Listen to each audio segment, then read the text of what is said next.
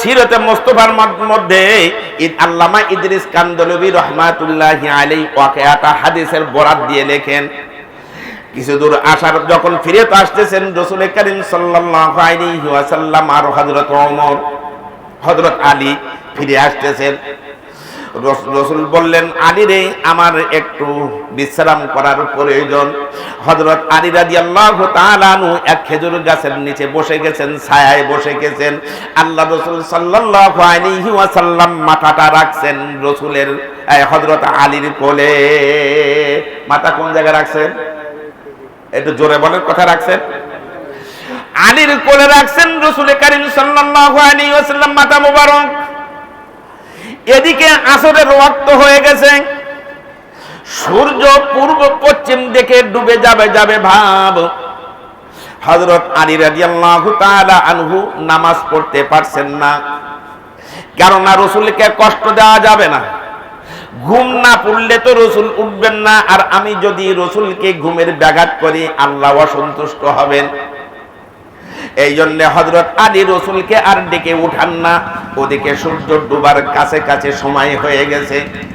রাসূল করিম সাল্লাল্লাহু আলাইহি ওয়াসাল্লাম হঠাৎ ঘুম থেকে উঠে বলেন, আলী রে, আসল্লাইতাল আসরা, তুমি কি আসরের নামাজ পড়েছো?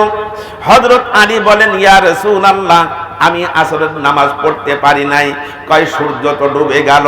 আল্লাহ রাসূল এমনি ইশারা করছেন সূর্যের দিকে, ডুবান্ত সূর্য আবার উঠে গেল পশ্চিম দিকে,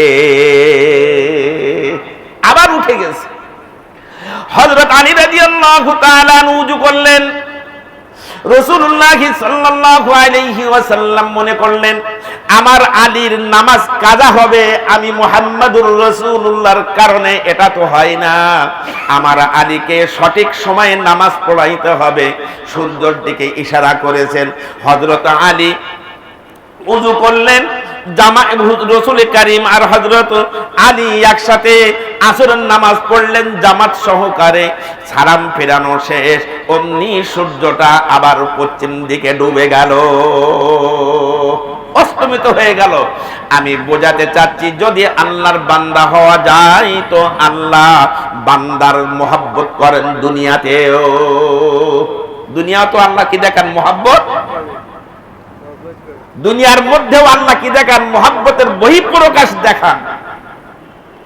এজন্য সর্বশেষ যে কথাটা আপনাদেরকে আমি বলবো সেটা হলো, বেদিন, সুন্নত ছাড়া বেদিন আমাদের ঘরে প্রবেশ করছে, এদিকে আমাদের খেয়াল নাই।